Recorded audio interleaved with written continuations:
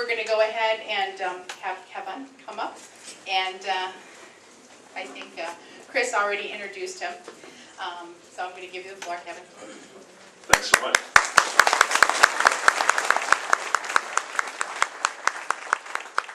Well, good evening. I'd like to say I'm glad to be here, but I'm sorry that it's this type of issue that brings us all together. I've been watching this up close since 2009 when I was a planning commissioner in Riga Township in Lenawee County, Michigan. You'll see I'm the director of the Interstate Informed Citizens Coalition. We're called Interstate because my township is right on the state line, and Sylvania Township is right on the other side in Lucas County. And in fact, my co-director is a practicing attorney in the city of Toledo. And he's also a Democrat, so there's a number of things we just can't talk about. I'm also a senior policy fellow at the E&E Legal Institute, which along with $1 will get you half a cup of Starbucks coffee. Both of my positions are volunteer. I am not paid by the fossil fuel companies to fight wind, which would be really perverse since most wind is built by fossil fuel companies. Apex, though, in particular, has been very good recently at telling people that I'm paid by the Koch brothers to fight wind, and I guess my stock answer is that the Koch brothers actually pay people like me for the kind of work I do. My first name is Kevon, and I would like to get that right on the check. So I was a planning commissioner in my township for 6 years. I worked on things like ag land preservation. I helped draft wind energy ordinance that became a state model. And I have a history degree from the University of Michigan, class of '89. Of course, the Unabomber is class of '67, so you'll have to decide how much that's worth to you. But I would say these are dark days indeed when the fine people of Ohio have to turn to a Michigan grad for help.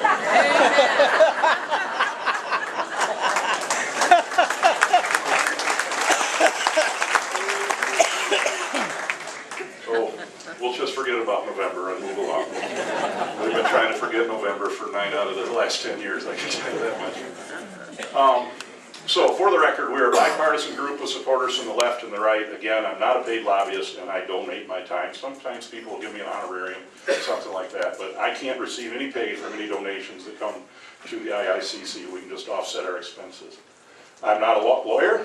Sam is. I do watch Law & Order. I'm not offering you legal counsel, and understand that I speak in states as far west as North Dakota, Missouri, Illinois, Indiana, Kentucky. This is the only state I ever have spoken in which doesn't have some kind of local county or township control of their wind zoning. So my talk is generally designed for communities who have some authority to regulate their own land use in this area. The issues I'm going to discuss in the event that the legislation goes forward in the form of the McCauley Amendment stuff, these are the kinds of things that I hope the Ohio legislators are aware of and things that I wish the Ohio Power Siting Board had been paying attention to in the last number of years.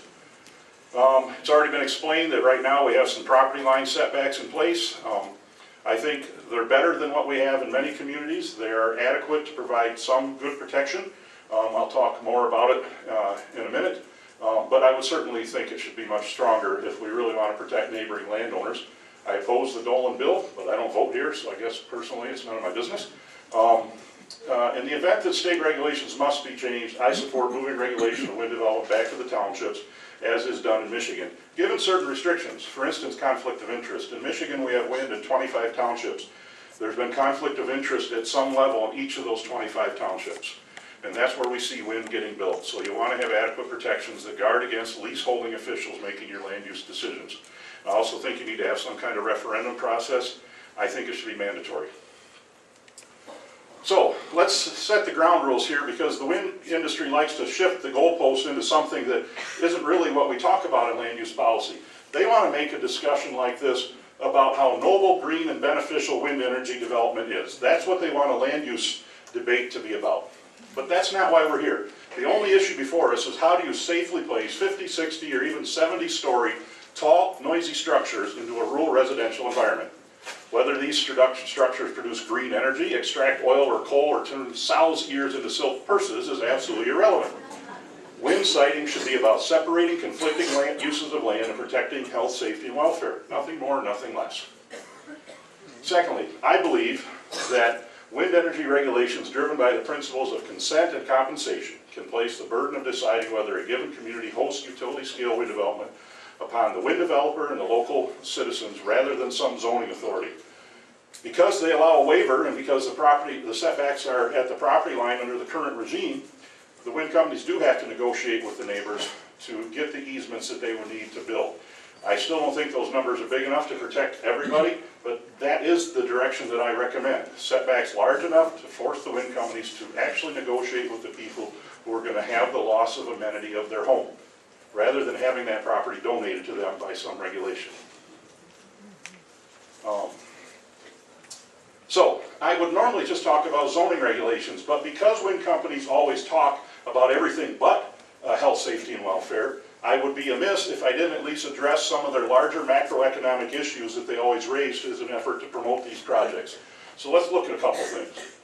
First of all, this much we know beyond a doubt. Ohio wind's resource is uncompetitive, grossly uncompetitive.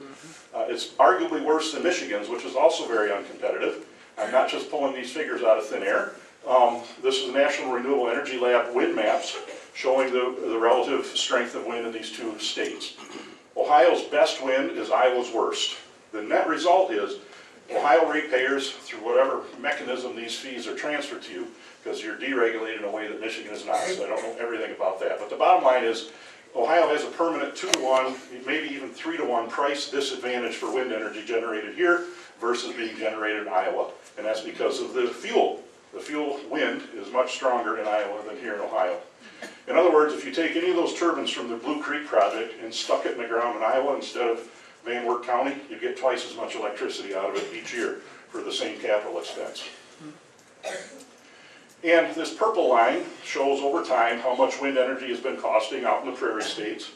Curiously, I took the red line, and that information is from Michigan's power purchase contracts, and you'll see Michigan's red line is very expensive.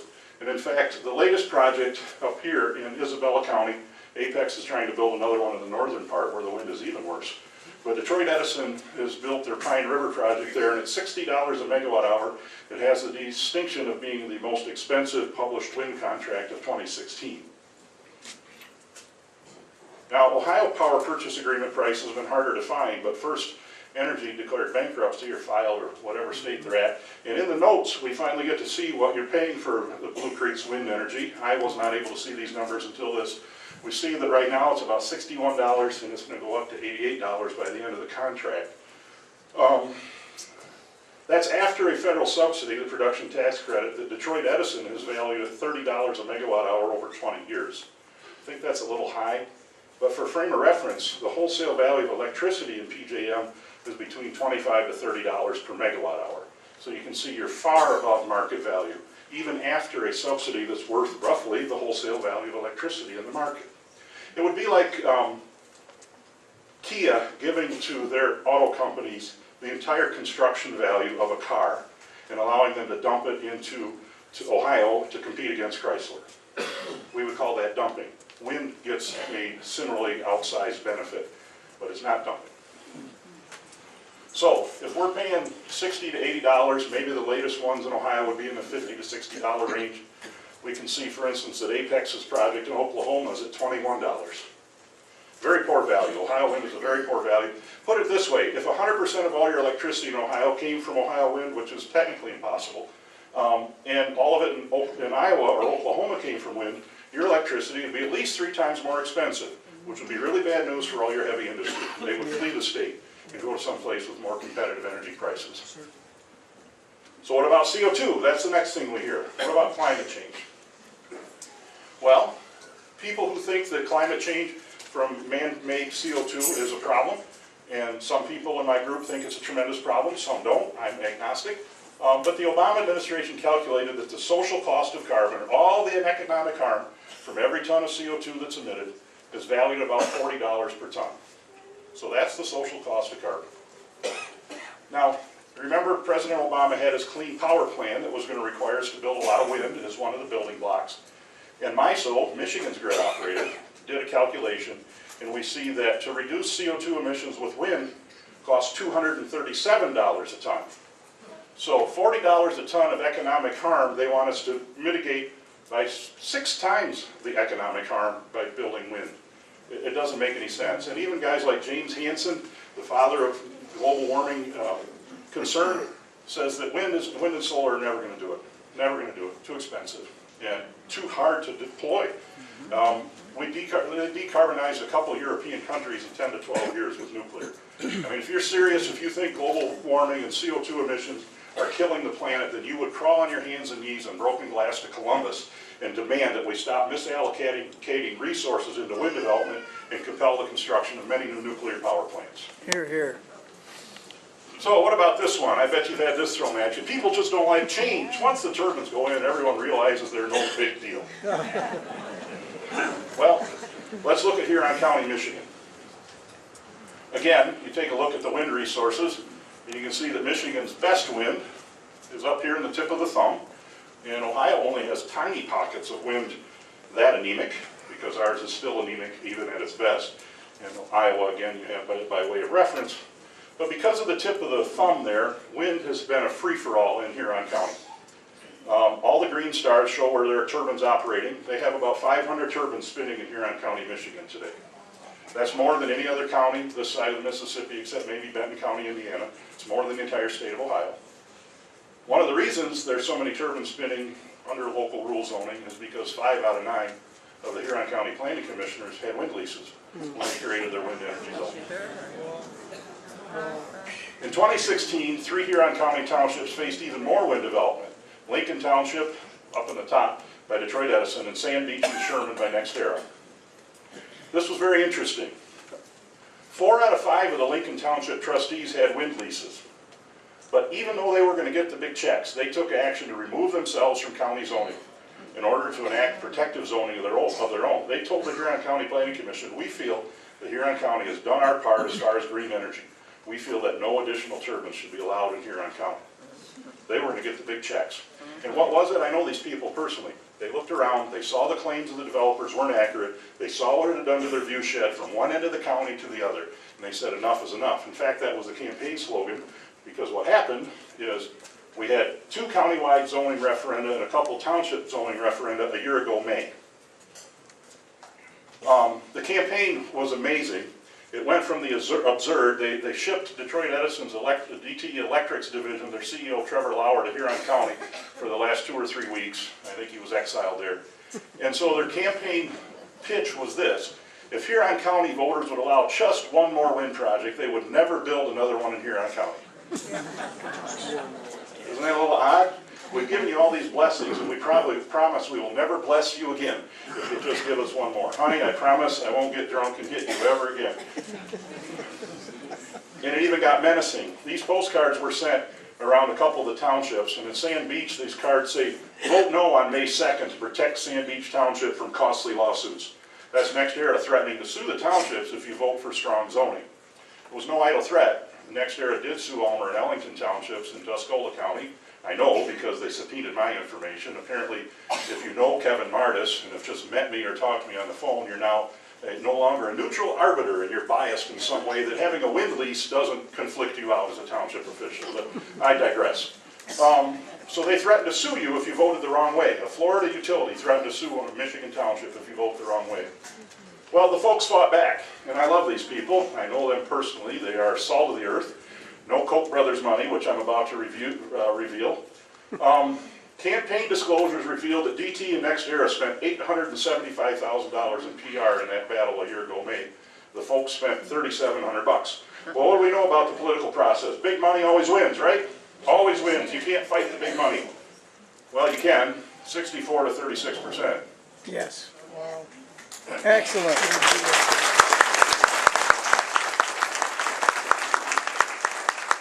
Until this election, our state legislators were afraid to get involved in the wind issue because they really felt that what the wind lobby had been telling them was true, that most people want these, and it's just a tiny vocal minority of cranks that don't want to live next to wind turbines. It turns out it's a majority of people who actually know what it's like. And it wasn't about the $3,700 that won the election for the folks, obviously. It's because there's no more effective anti-wind campaign sign than a 500-foot tall turbine you can see in the township next door. Come on.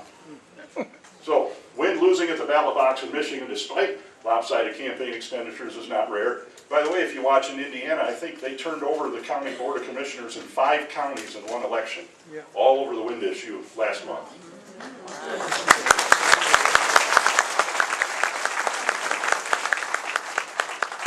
here's why the wind industry is opposed to township control of wind land use issues. Michigan's had 17 referenda where wind has been on the ballot in one form or another, and wind has lost 17 out of 17 times at the township level. Particularly interesting is Argyle Township right here. Invenergy was trying to build there. Invenergy spent $164,000 in PR in one township. They had people at the street corners in the middle little village, which would be much like, what's the village, is it Omar? What's the little village to the north here? Not any bigger than that, standing at the street corner on election day, handing out Invenergy t-shirts and hats. They still lost, 53 to 47%. More than 40 Michigan townships in 3 counties have adopted strong zoning. The wind companies have left the thumb. They can't build there anymore. Multiple counties have said enough is enough. You fooled us for too many years. We're not going to take it. They're now in really pathetic wind resource places like the middle of the state because they're desperate to grab what's left of the money. Why does this matter here? Well, this is the reason, as I already said, that Big Wind doesn't want you folks to have a say in this. They know wind is decidedly unpopular with people who actually get to vote. And with 500 turbines in operation here on County, Michigan, is proof that people don't get used to it. They become ever more angry. So, what about the money? The money is always the big selling point. Wind companies come to most communities, they try and lease up to policymakers, they try to get to the economic development people and county commissioners, and here's why. I mean, I do understand it. Constituents come to legislators all the time and say, we want better roads, we want better schools, we want more jails, we want all this stuff. And then they say, well, we're going to raise taxes. Well, no, we'll vote you out if you do that. Well, that is a problem, and it's a real problem. So wind looks like a way to solve that. I do get that. But you need to understand that it's not just benefit, and somebody pays. So let's take a quick look at this. Pro-wind legislators often talk, in Ohio and other places, about wind promising billions of dollars of investment. But almost all of those billions, this is important, leave the state and are recovered through utility bills and tax transfer. Wind development in the state of Ohio is not wealth injection, it's wealth extraction. That's because the turbines aren't made here.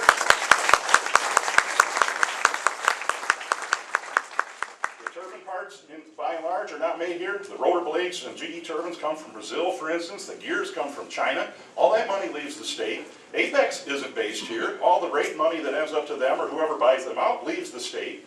All that's left is a giant sucking sound from Ohio ratepayers that's transferred to these out-of-state and out-of-country nations. There is no massive wealth injection scheme here. I was in a meeting with Detroit Edison a few weeks ago. They talked about the jobs. Somebody said, well, you got, I don't know, 400 or 500 turbines in Michigan. How many jobs has that created statewide? Detroit Edison said about 30.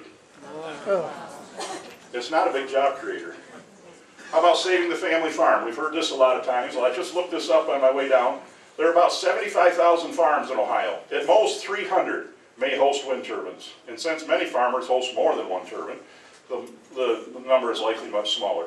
At most, that is 0.4% of Ohio farms being saved. Maybe if we build another 30,000, we might actually start to get something done for the family farm. And remember, all the financial promises made to your community in the form of new taxes and landholder lease payments are recovered from Ohio ratepayers, employers, and from the U.S. Treasury. There is no free lunch. This sums it up well. The guy's walking around, he say, look, he's giving us all the money, just like he promised. And the wife points out, but he has your wallet. Some people want to get rid of nuclear power. We know that Davis-Besse is on the chopping block, right? Let's say you want to get rid of this 900 megawatt nuclear reactor and replace it with wind. Well, you could. You just have to build 2 V100 turbines in every square mile from Port Clinton to Toledo down to Fremont and so forth. 2 in every square mile. But guess what? You wouldn't be done. You still need 900 megawatts of gas-fired generation for July and August when the wind just stubbornly doesn't blow. Right. But from a township perspective, 36 square miles of turbines like this will produce on an annual, have the potential for the average generation each year is a gas-fired generator that sits on a semi-trailer and you can hide inside your average dairy farm. 36 square miles versus this. In fact, did you know that every gas, coal, and nuclear power plant in the state of Ohio would fit inside just one Ohio township? Just one. And since wind turbines don't replace dispatchable generation, you're not going to close any of those and replace it with wind. So now let's talk about some zoning stuff. I can't go into great detail because you don't have the option to zone here, but in general, when anybody comes to sell you something, we look at the total cost of ownership. You know, we look at the benefits and costs and try and decide what's best for us. So if you want to buy a car, it's pretty easy. We all have an idea about what kind of cars we like. Chevy fans, Chrysler fans, whatever. Then we decide what's the benefit to us versus the price. It's easy for us to make those decisions because we're all very familiar with cars. But a turbine's different. Now, some of you may have been to Van Wert. Some of you may see some of these turbines like at Whirlpool. But when a wind developer shows up like they did in my community in 2009, when there were hardly any turbines in the state, they said, we're just going to build some 100-meter class V100 Vestas turbines. I said, well, how tall is that? I don't really know. Well, 494 feet. Well, how big is that? Well, the Mackinac Bridge, which is a better reference in Michigan I get, is 550 feet tall to the tip of the tower. We think that Apex is actually proposing 748-foot tall turbines in Isabella County in the middle of the state of Michigan because the county has a 1 times the property line setback for turbines, and they have said that they have to honor about a 750-foot setback. So I can't prove it, but that's where it's headed. And here's what's perverse. The taller turbines get, the smaller setback regulations the wind companies demand. And it's because we have a road on every square mile in Michigan, Ohio, because of the Northwest Ordinance of 1795. I told the wind companies that back in 2010. I said to the guy from Exelon, in fact, I said, now Doug, before you came to my township, or when you showed up, did I run around and build a bunch of houses on every square mile to make your life miserable? Well, no. I said, so all those roads were there, right? He says, well, yes, they were. And I said, all those houses were there, right? Yes, they were. I said, well, then your real beef is with Thomas Jefferson, because he's the one that divided this up in 1795, not us. And that's the problem. The wind company's economic model demands that they shove a size 12 foot into a size 9 shoe. And just because that's their business model, I don't think we should be obligated to accommodate that. Yeah. If you can get 3,000–4,000 foot setbacks, that's a different question. Come on. So here's my good friend Carrie and Karen Schindeldecker's house. That's a V100, 476-footer. They no longer live in that house. They abandoned it, about a 30% loss. When the turbines went into operation, they moved into their basement because of the noise. This imaginary noise that's just like a dishwasher, right? Mm-hmm. Now, was the guy a kook? Well, he actually sued his county before they went in, and he lost. Spent about 50 grand. So did the county make him an outcast after that because he was some kind of crank? No, he's now on their planning commission and also on their zoning board of appeals. And because of the experience of the people in that township, Mason County, Michigan now has very strong wind zoning in place. They learned the hard way. Now, Michigan has local control of zoning, so of course the guiding principles for us at the township level is we have to protect health, safety, and welfare. As much as I hope our legislators, and in particular the Ohio Power Siting Board, take that into consideration, it's not always certain to me that that's how this is being evaluated. Too often it's being evaluated on economics. Statewide siting of wind development has a basic problem, is that it uses a one-size-fits-all approach. It appears to be far more concerned about revenue than health, safety, and welfare. Yes. Statewide control of these things runs into certain problems. And it's funny, our legislators will often talk about federal policies about that, right? Well, we don't want federal policies where Obama tells every state you got to do this and this and this. Well, it doesn't work here like it does in California. Same problem here. Some townships have 3,000–4,000 people in them. Some townships have 600. For obvious reasons, there should maybe be some differences in their regulations, but a one-size-fits-all approach doesn't work well for that. Back to my basic question, are any developers' profits more important than health, safety, and welfare? No. Are promised increases in tax revenue more important than health, safety, and welfare? Are so-called claims of private property rights more important? Are claims of green jobs? Well, no, none of those things matter. Health, safety, and welfare has to come first. Right now, those questions are answered for you in Columbus and not here locally. So now I'm going to talk about just a few of the impacts associated with pervasive wind development. The list of things that people want to regulate is as long as my arm. We just don't have that kind of time.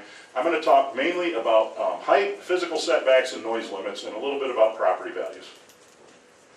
Typical developers are coming in at 500 to 600 foot height limit. It's getting taller. They want 45 to 55 dBA at homes, 1,000 to 1,320 foot setbacks to homes, 30 hours of shadow flicker, and 1.1 the setback to property lines and roads. So, if you have local rule zoning, you realize that we regulate the height of structures all the time. In fact, most townships, like in Michigan, will have a height limit on houses of 35 feet. Is that because 50-foot houses can't be built safely? Well, no, we just decided we didn't want to see houses taller than 35 feet. even though you might be 3/4 of a mile down the road from your neighbor, in other words, a 3/4 of a mile setback, you still can't build a 36-foot tall house because of visual blight, you see. But 500-foot, 600-foot turbine apparently would be reasonable at 1,000 feet. Local rule allows you to regulate wind like any other land use. You can restrict the size of things just because of appearance. You don't need peer-reviewed science that shows that a 500-foot tall device makes people sick to just say it's too big, I don't want to look at it. We do that with billboards, right? People regulate billboards all the time. The Michigan League of Conservation Voters dropped their ad campaign real quickly against billboards because they love wind, where they said, well, they're big, they have lights on them, they're distracting, and they harm property values. Huh. No kidding. But a 500-foot turbine 1,000 feet from my house doesn't do any of those things. Is it because they're really big and spin and make noise? And even the wind developers recognize the visual impacts. Every once in a while you catch a wind guy being honest. And this guy was, Steve Rawlings, who's the vice president of Detroit Edison, was giving a podcast on a local public radio station. And he says, certainly there are some pristine places in Michigan where you don't want to impact the viewshed. You take a situation like Leelanau County or the old Mission Peninsula here in our region. Of course. Certainly there are areas where it just, well, it would be perfect economic sense and perfect placement for utility turbines. We probably don't want them as a region here. Curiously, wealthy regions, if you know where the Leelanau Peninsula is, kind of by Traverse City, a lot of resorters, those very pro-renewable energy communities zoned wind out a long time ago with no fanfare, no argument. I'm guessing Cleveland suburbs would do the same thing in a big hurry. So, with respect to applying regulations to height, how tall is too tall? Well, if you had local control, your township could decide. Now, the wind companies told me back in 2009, heck, you won't even notice they're there. And by the way, that's only 390 feet tall. Wow. Now, the wind industry is telling Ohio legislators, and in the press a lot, saying, well, we have industry standards for setbacks, and Ohio's regulations are too strict. Well, this journal is, this article came from the Wind Energy Journal in Denmark, 2016. Pro-wind, on their side, right, peer-reviewed, but they listed all these various setbacks around the world. And in France, it's a mile. And in Germany, it's a mile. Rural Manitoba, it's more than a mile. So there's another source here, but it got really interesting for me. Illinois, a lot of them are around 1,500 feet. Riverside, California, in the U.S. is 2 miles. In Michigan, my good old state, 1,000 feet. Which is the industry standard? Now, somebody alluded to some safety manuals. The wind companies claim these are outdated now. Well, I don't know how they can be outdated. These turbines are still spinning. But again, it says if runaway operation should occur, the plant must be evacuated immediately by running upwind, and access to the surrounding area of at least 1,640 feet should be restricted. Nordex, in case of a fire in the nacelle around the rotor, parts may fall off the turbine. In case of a fire, nobody is permitted within 1,640 feet. Here's a 390-footer in DeKalb, Illinois. The folks there measured a 1,500-foot debris field. So they obviously have some idea when they publish these guidelines about what they're capable of. Wind developers now claim, as was mentioned already, that such information is proprietary. We think that responsible wind regulations, and we're seeing this go into zoning ordinances in Michigan now, require the submission of those safety manuals in unredacted form. If you don't give us the book, you don't. That's right. Here, here. This is not a theoretical risk, by the way. Just a couple months ago, the skylight was damaged when ice flew off a wind turbine. Saw another article where a semi lost a windshield, I think, due to ice throw just this winter. So, back to this paper, wind energy. Again, meets all the wind developers' requirements for being a reliable source.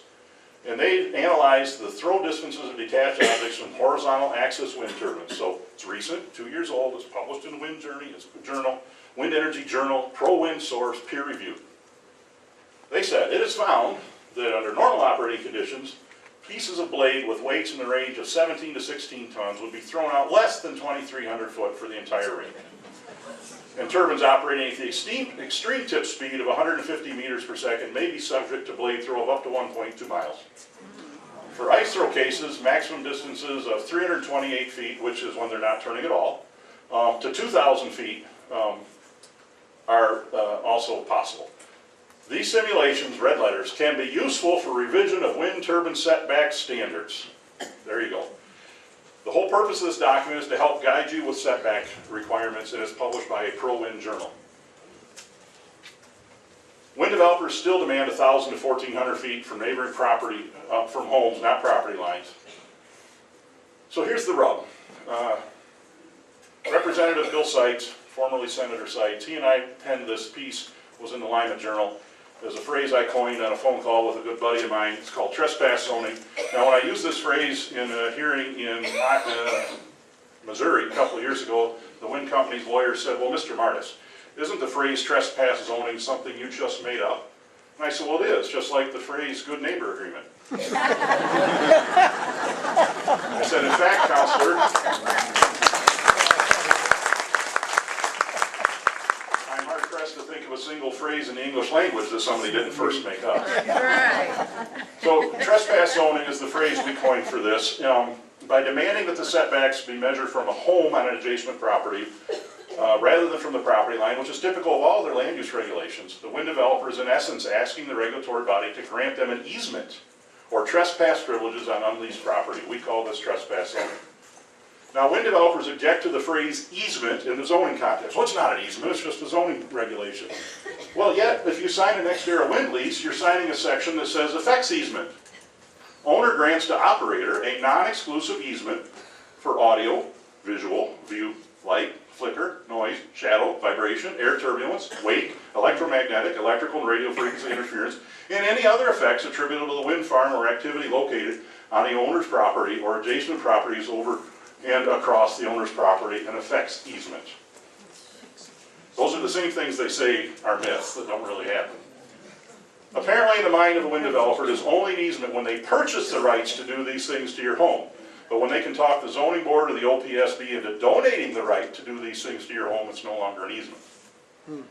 Here's what we're talking about. If we listen to the wind company's demands, they typically ask for 1,000 to 1,320 feet to a home, even though the evacuation radius could be 1,640 or bigger. So you have a farmer on the right who has a lease. Often he doesn't have a house on that property, and the no contract farmer to the left does. Now, even if you move the setback to the 1,640 to the house, these future development rights here are severely impacted because now you're inside the evacuation radius. And so if that farmer wants to build a house for his daughter who's going to take over the family operation, he's just lost a big chunk of parcel where he can do that safely with no consent and no compensation. I think at bare minimum, the evacuation zone, at bare minimum, for raw physical safety should at least be 1,640 the property line for 550.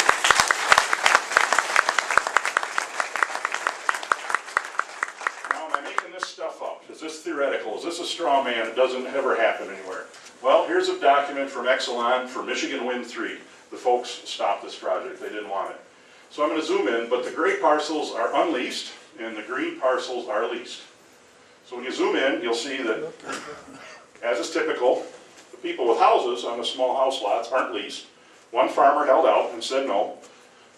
The guy with the leases doesn't have a house on the farm, so he doesn't live there, he or she doesn't live there.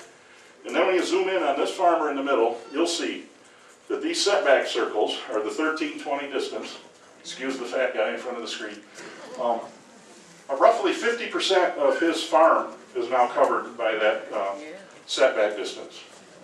50%. This is not an isolated example, this is common throughout the project footprint. So what about my private property rights? Oliver Wendell Holmes said it well when he said, the right to swing my fist ends where the other man's nose begins. My corollary is, if my development project requires me to repeatedly punch you in the nose, I should first get your consent and then compensate you for your broken nose.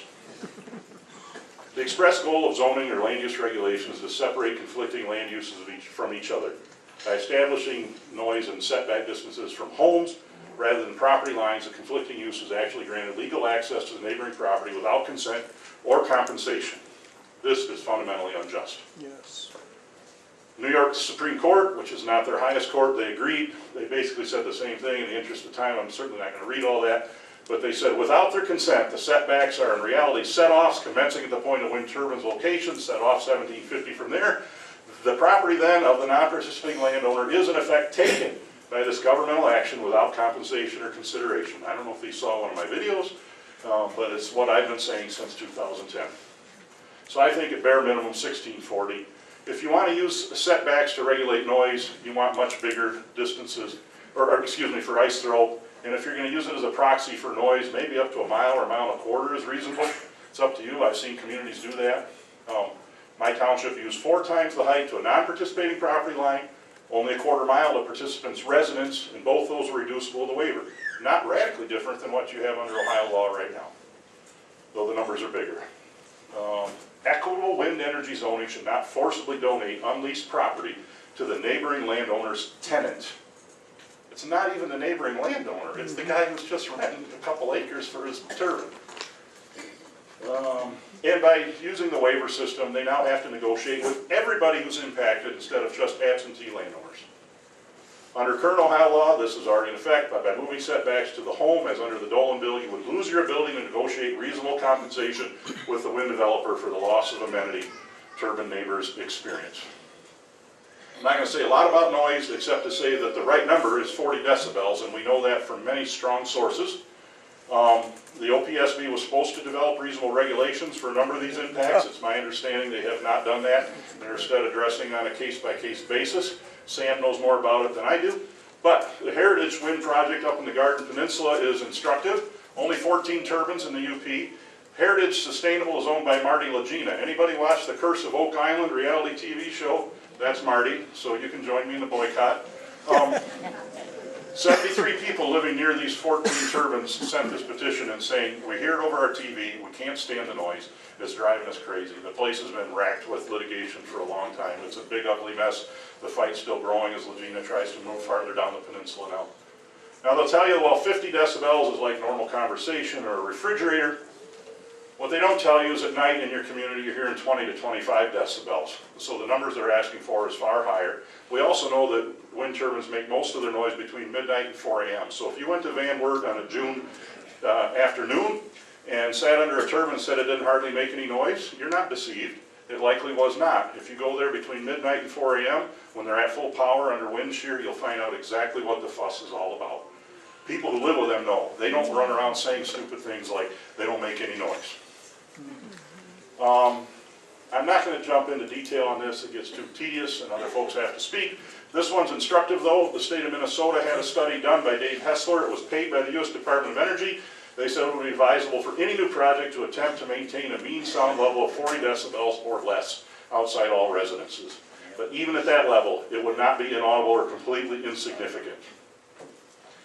Rob Rand, my good friend and acoustician who now lives in Colorado, he wrote a letter for me into my township. They said 45 decibels and 1,300 feet. Experience in New England has proven that those noise levels are associated with widespread complaints, appeals to stop the noise, and legal action. This is my favorite one. I use this in Missouri as well. The Ontario Ministry of, this is from NextEra's frequently asked questions site on NextEra Canada's page. See the link at the bottom. Get this. NextEra asked for 55 decibels all across Michigan's thumb as the industry standard. But in Ontario, just across the lake, they said that the Ontario Ministry of Environment Sound Guidelines established maximum permissible sound levels at residents of 40 decibels. Get this is the kicker, which is consistent with the standards set by the United States Environmental Protection Agency. But then they come to the United States and ask for 55 decibels and say that's just fine. The NextEra guy, the attorney said to me, well, Mr. Martis, you didn't read the rest of the quote. It says, read it for me. I said, well, sure. It says it's possible to stand underneath a wind turbine and not hear anything at all. And that at a distance, they're inaudible. Well, yeah, what's the distance? So what do you say to that, Mr. Martis? I'd say, well, it's NextEra Canada's testimony that wind turbines are so quiet a 40 decibel noise limit should not be an unreasonable burden whatsoever. And that was the last question he had for me. I'll point this out briefly as I start to wrap up. Wind companies will tell you that we use an hourly average for noise. And here's how deceptive that is. I don't know the math here, but the bottom line is if you set up a noise meter in your community and measure 25 decibels of noise for 59 minutes, 59 out of 60, and one car drives past for 1 minute at 65 decibels, you just raised the hourly average to 47 decibels. Because noise is logarithmic, et cetera, et cetera. The point is they will tell you our turbines are going to make 45 decibels and it'll be about the same as ambient. No, it's going to be 45 decibels for 60 minutes out of the hour when right now we're only hearing 25 for 59 out of 60 minutes. And that's where they prey upon officials who don't understand these things, because who really wants to know anything about acoustics? I don't, but the bottom line is you have to be very careful with these things. It's a very slippery process. I won't belabor this. Now let's jump to property values. If you know anything about wind, and if the wind guys have ever come to your community, they hold up this study from the Berkeley National Lab by Ben Hohn that says statistically no loss of property values.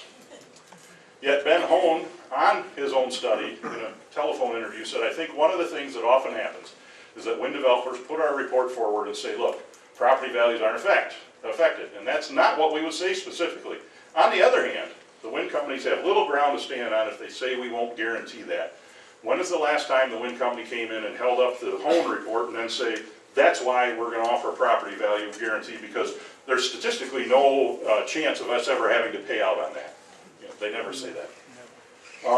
And there's only 3 studies that I'm aware of that show no loss of property values, and they're all funded in one way or the other by the industry. There's at least 11 studies that show a 14 to 59% loss, and the one is funded by that radical Koch brothers extremist Breitbart bunch of kooks, the London School of Economics, which showed 11% loss of property value. So it's just not crazy anti-wind people that come up with these things. So, here's an interesting thing. I'm down to my last few. We know the wind industry finds the Lawrence Berkeley lab credible because they hand this paper out like confetti. And they basically say it's a U.S. government-backed gold standard statement of fact because it comes from the Berkeley National Lab. Well, Berkeley came out with another study this spring called the National Survey of Attitudes of Wind Power Project Neighbors, Summary Results. The data appears sound, but they dilute the data a whole bunch by checking with people within 5 miles of wind turbines about what their experiences are like living near turbines. By the way, I've never said anybody 5 miles away from a turbine is getting any substantial negative loss except maybe some flashing red lights at night. But they did break it down into various distances. Now the wind companies, like we caught RES doing this in Indiana, they quote just this part, that within 5 miles, only 8% of the people within 5 miles are negatively annoyed in some fashion by wind. 5 miles away. Fortunately, they broke it down into smaller groups. The closer you are, the more negatively you view it. 1 of 4 within a half mile have a negative attitude. Well, guess what? When you put 50 turbines in one township of 36 square miles, everybody in the township is going to be within a half mile of a wind turbine. If you go out 5 miles, you can make it look statistically insignificant, but I can tell you anybody that, a substantial number of people within that distance are really not going to like this. It's not trivial. It's not 1 or 2%. And I'll tell you why that matters. Right now, nobody in your community is being annoyed by wind turbines. Correct. Have you heard, so back to these people who say they don't make any noise whatsoever. Here's what the Lawrence Berkeley lab discovered. Have you heard sound from the wind power project? Even within 5 miles, 16% of the people have heard it. Within 1 mile, 56%, and within a half mile, 81% have heard these allegedly silent wind turbines. Nearby turbine neighbors can hear turbines inside their homes with windows open and closed. Even with your windows closed, they can hear them inside. The question of whether turbines can be heard with the window closed, 33% said yes. But then they diluted again. Thus, 5% of all respondents within 5 miles reported hearing turbines inside their home. Well, yeah, they're all within a half mile. So of the 81% of people living within a half mile who report being able to hear turbine sounds, 57% report annoyance and 31% are moderately to very annoyed. That's the statistic that matters for wind turbine neighbors because you're virtually all going to be within a half mile of one. It's not trivial, it's not small, and this comes from a very high level source. Again, currently 0% of Seneca County residents are annoyed by wind turbine sound. A large percentage of people do not like the visual impacts, 42% within 1/2 mile. But even 3 to 5 miles away, 30% of people are annoyed by the sight of wind turbines. Again, nobody's being annoyed by turbines on your landscape right now. My point is this, their study has validated everything I've been saying for years. Wind turbine noise is loud enough to be heard inside your home. A large percentage of people living within a mile of wind turbines are annoyed by both the sight and sound. Even at a great distance, wind turbines are a visual stigma to many turbine neighbors. By coupling ice throw and other data, it's obvious that we need to have much larger setbacks. Yes. It's no longer a question of 1,000 or 1,300 feet, it's clearly a matter of a half mile or a mile and a quarter. So, most land use changes are pretty benign. You know, you can argue about whether the sign in front of your chiropractor should be 20 square feet or 25 square feet, but it really doesn't make that much difference. We don't think that wind turbines, because of their mass and scale and the other impacts they bring with them, should go in without the consent of the impacted parties. Yes. 2 state setbacks help protect that. And remember, no one has ever come before a planning commission or the Ohio Power Siting Board and said, the light coming through my windows is too steady, could you make it flicker? The nighttime noise level is too quiet, could you raise it to 55 from 25? My property values are too stable, could you build some 50-story industrial machines next door to put that at risk? The bottom line of zoning, when you have local control, is we were here first, we get to decide. Right. Yes. Yes.